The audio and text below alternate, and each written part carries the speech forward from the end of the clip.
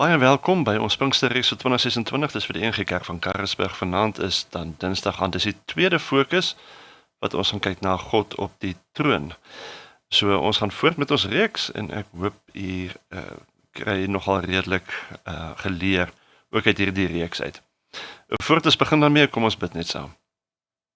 Ons dank U Hemelse Vader vir U liefde en U genade en ook vir hierdie wysheid en bemoediging wat U vir ons in hierdie reeks kom gee. En daarom vra ons dat U ook vanaand weer met elkeen van ons sal wees in die kyk hierna en in dit wat ons moet leer. Wil U dit vir ons duidelik maak en verstaanbaar maak. En dit bid ons in Jesus Christus se naam. Amen. Nou, Openbaring is seker een van die mees interessantste boeke in die Bybel, maar meestal ook een van die mees misverstaande boeke in die Bybel. Dis 'n boek vol metafore wat die betekenis van wat geskryf word eintlik dan moeilik maak om te verstaan. En juis om hierdie rede, dink ek, is dit 'n boek wat partykeer nie deur Christene gelees word nie. Wat eintlik jammer is, want daar is 'n baie goeie rede hoekom Openbaring die boek van hoop genoem word en hoekom hy laaste in die Bybel is. Nou, ons leef in die eindtyd wat al reeds begin het met Jesus se koms na die aarde. En as ons dit so verstaan, dan kan ons Openbaring met ander woorde reg interpreteer en verstaan.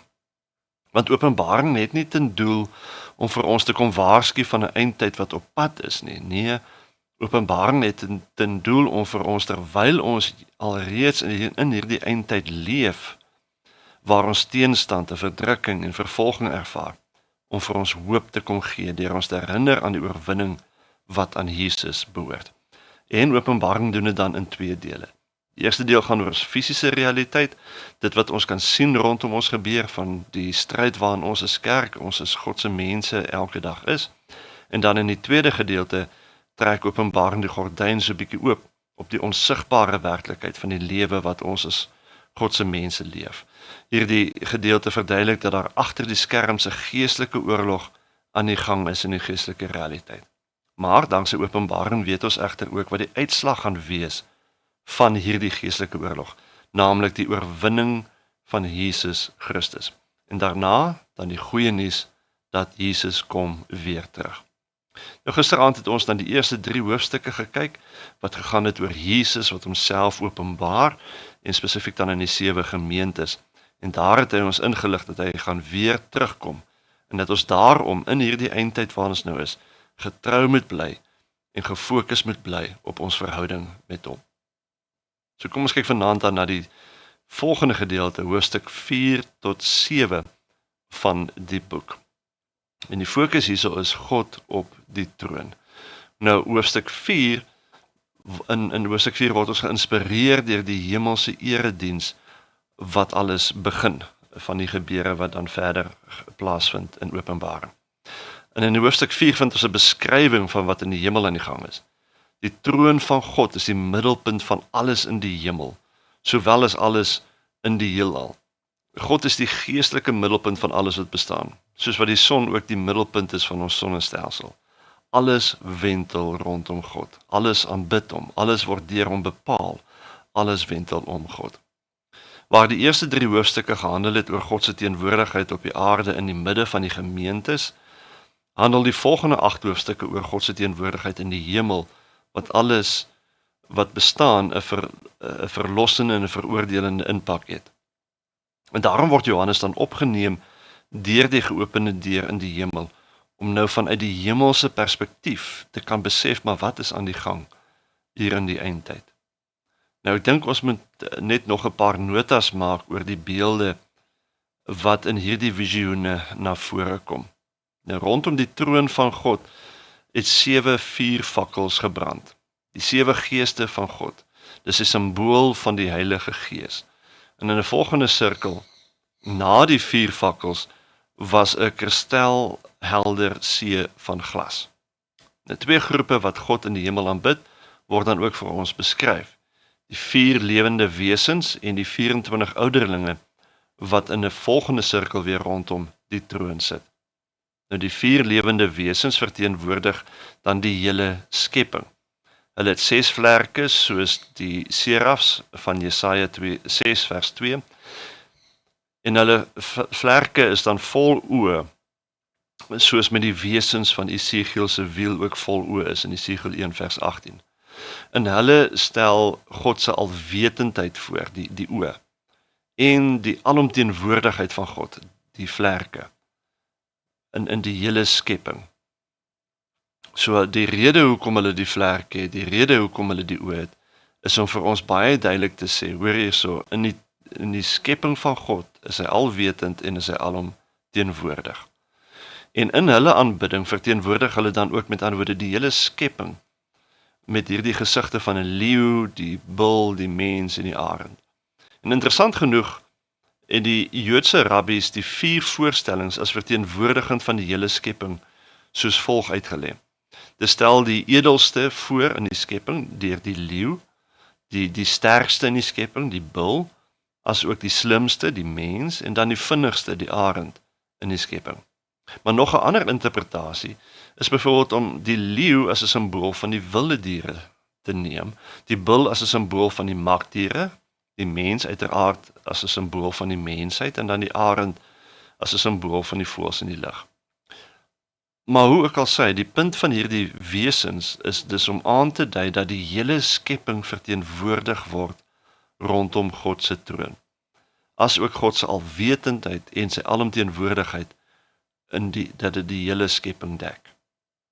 En dan rondom God se troon is die 24 trone van die ouderlinge, waarskynlik 'n simboliese getal vir die 12 aartsvaders van die Ou Testamentiese stamme, en dan die 12 apostels van die Nuwe Testament. Hulle verteenwoordig met ander woorde die hele volk van God, in die ou bedeling of die ou verbond, sowel as die nuwe bedeling of die nuwe verbond. Let op dat die 4 lewende wesens God aanbid sonder om te rus, en dag en nag, dit wil sê met ander woorde 24 uur elke dag. Hulle aanbid God vir sy grootheid en sy heerlikheid, soos wat dit uitgedruk is in sy alwetendheid en alomteenwoordigheid in die hele skepping. En daarin volg die ouderlinge hulle dan na, wat beteken dat aanbidding die hele skepping en die hele Godsvolk se primêre en belangrikste roeping is. En dit is belangrik om dit te verstaan, dat ons met ander woorde geskape is om God te aanbid. Die hele skepping, die hele heelal is daar om God te aanbid. Dit moet met ander woorde alles kleur wat ons doen, dag en nag, vir altyd, eintlik sonder ophou. Openbaring 4 stel dus vir ons 'n basis van waaruit alles verder in Openbaring gaan gebeur. Naamlik dat alles val onder die heerskappy van God.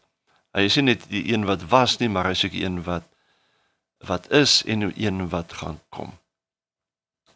En dan kyk ons na hoofstuk 5. En hier word ons gegenereer deur die lam wat die boekrol van God se agenda vir die heelal kom open. Hoofstuk 5 verduidelik dat God wat op sy troon sit, bepaal die agenda en die verloop van die ontplooiing van die gebeure in die heelal. Dit verduidelik dat daar in God se hand 'n boekrol is, wat binne en buite vol geskryf is. Maar let wel, dis nie dieselfde boekrol wat ons in Openbaring 10 gaan vind nie. Hierdie boekrol is dan met 7 seels baie goed verseël. Soveel so dat niemand dit net sommer kan oopmaak en die agenda in werking kan stel nie. En Johannes is hartseer oor die feit dat daar niemand in die hele hemel of op die aarde of onder die waters of enige plek iemand is wat dit kan oopmaak nie. Daar's net een iemand wat dit kan oopmaak, net een wat al die nodige kwalifikasies het. En hierdie een word dan beskryf as die leeu van Juda, die lam wat geslag is, met ander woorde naamlik Jesus Christus. Hy is waardig om dit te kan doen, want hy is die verlosser. En net weer 'n nota oor hierdie 2 metafore. Hy is die leeu in terme van sy afstamming uit die messiaanse linie, uit die stam van Juda, die nakomeling van Dawid. Maar hy is ook die lam in terme van sy kruisdood, waarmee hy met sy bloed mense vir God gekoop het in elke geslag en taal en volk en nasie uit. En die feit dat hy as lam, met ander woorde, die oorwinning behaal het oor die dood. En dan die 7 horings van die lam, dit dui egter ook daarop dat hy met ander woorde omvattende mag het, en dat die 7 geeste, die Heilige Gees boonop in sy volheid in Jesus woon. Hy kan dus sorg dat die agenda van God ten volle uitgevoer dan word. Soos die 4 lewende wesens saam met die 24 ouderlinge voor die Skepper God neerval en hom aanbid het, val hulle ook nou weer voor die lam om hom te aanbid. En dit bewys net weer vir ons sy goddelike status. Saam met hulle is daar egter ook nou nog miljoene engele, sowel as die hele skepping wat hom aanbid in die volgende sirkel rondom die troon. So hoofstuk 5 verduidelik dus dat Jesus die enigste persoon is wat die seels kan oopmaak en dat hy die agenda van God vir die heelal dan in werking stel, omdat hy waardig is om dit te kan doen. En dan beweeg ons na die volgende hoofstuk 6 toe. En hier sien raak hoe die eerste 6 seels van die boek die selfvernietigende oordeel deur oorloë, konflik, hongersnood, vervolging en kosmiese ontwrigting in die heelal beskryf. Hoofstuk 6 behandel dan oor Jesus as lam van God, wat die 6 van die 7 seels van die boekrol dan oopbreek.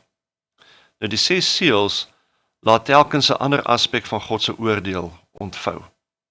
Dit is 'n proses wat tussen Christus se verlossende opstanding, die hemelvaart en die troonbestuiging aan die een kant en dan die wederkoms aan die ander kant laat plaasvind.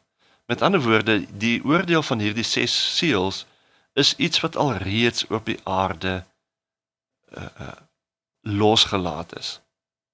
En ons weet dit want ons kan dit sien. Ons sien dit gebeur. En ons sien dit al gebeur vir 2000 jaar.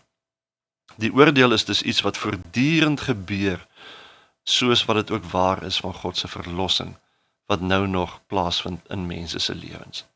Die temas wat in die oordeele aangeraak word, ook die van die trompette en die bakke wat hierna beskryf gaan word, toon groot ooreenkomste nogal met onderskeie profetiese redevoering van Jesus self in die Nuwe Testament in Matteus 24, Markus 13 en Lukas 21, maar ook soortgelyke gedeeltes in die Ou Testament, soos Jesaja 24 tot 27, 33 tot 35 en 40 tot 66, asook Esegiel 38 tot 39, Joël 2 tot 3, Daniël 7 tot 12 en Sagaria 12 tot 14.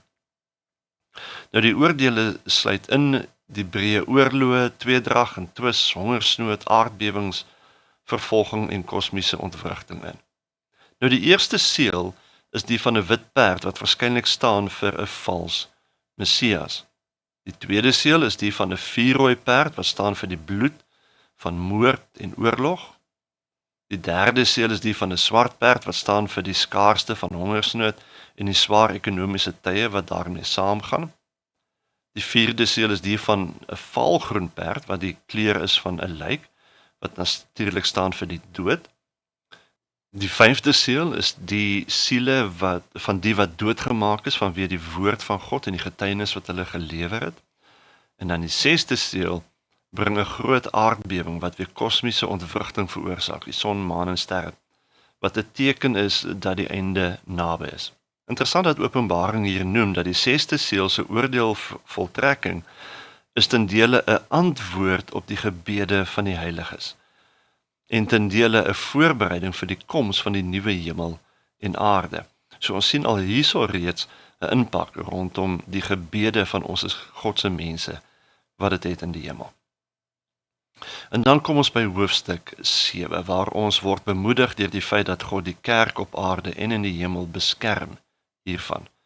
So tussen die 6de en die 7de seël skuif hoofstuk 7 se fokus na 2 groepe mense. Vers 1 tot 8 gaan oor God se mense op aarde en dan verse 9 tot 17 gaan oor God se mense in die hemel. Nou God se mense op aarde wat in hierdie hoofstuk voorgestel word as 144.000, wat 'n simboliese getal is vir die hele volk van God, uit elke stam, taal en nasie.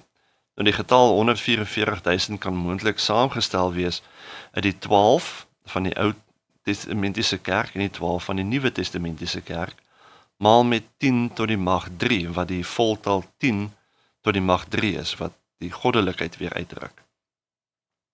En dan God se mense in die hemel is die groot ontelbare skare uit elke nasie, stam, volk en taal, wat in die hemel is, en hulle dra wit oorwinningsklere en kom uit die groot verdrukking uit. En hulle oorwinning in die groot verdrukking word gevier deur God te aanbid. Iets waaraan die engele, die 4 lewende wesens, die ouderlinge en die groot skare gelowiges met oorgawe dan ook deelneem.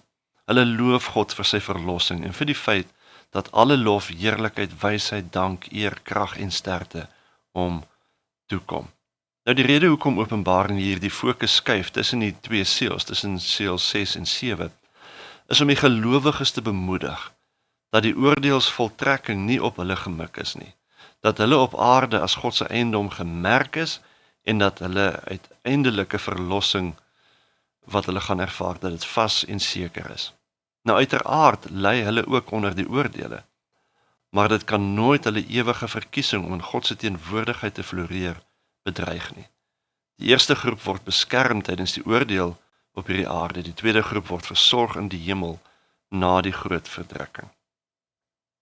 So, dit is die eerste 4 tot, of nie die eerste 4 nie, maar hoofstukke 4 tot 7 van Openbaring. Hoofstuk 4 herinner ons dat Jesus die opperheerser oor alles en almal is.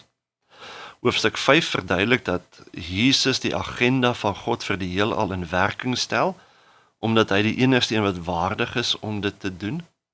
Hoofstuk 6 gaan oor 6 van die 7 seels wat deur Jesus oopgemaak word, en elke seel 'n ander aspek van God se oordeel verduidelik, oordeele wat ons alreeds op die aarde kan sien en kan identifiseer, omdat ons leef in die eindtyd. En hoofstuk 7 eindig dan ons gedeelte deur ons te bemoedig, deur ons te herinner dat ook hierdie oordeele nie vir ons as volk van God verdoem nie, maar dat God ons deur dit alles onderhou. So deur dit alles besef ons dat ten spyte van die oordeele wat ons in die fisiese realiteit sien en beleef, weet ons dat die realiteit is dat God op die troon is, vir ewig, en dat hy nog steeds in beheer is van die heelal se agenda, en dat hy ons daardeur sal dra. En dan, wanneer ons tyd dalk sal kom, en ons dalk die skare in die hemel by hulle gaan aansluit, omdat ons uit hierdie eindtydse verdrukking uitkom, dat ons saam met hulle God sal kan loof en prys vir sy genade en liefde. Môre aand kyk ons dan na ons derde fokus, naamlik gebed en getuienis, wat gaan oor Openbaring 8 tot 11. Dankie dat jy by hierdie ene aangesluit het, en ons sien uit om u te ontvang by die derde een.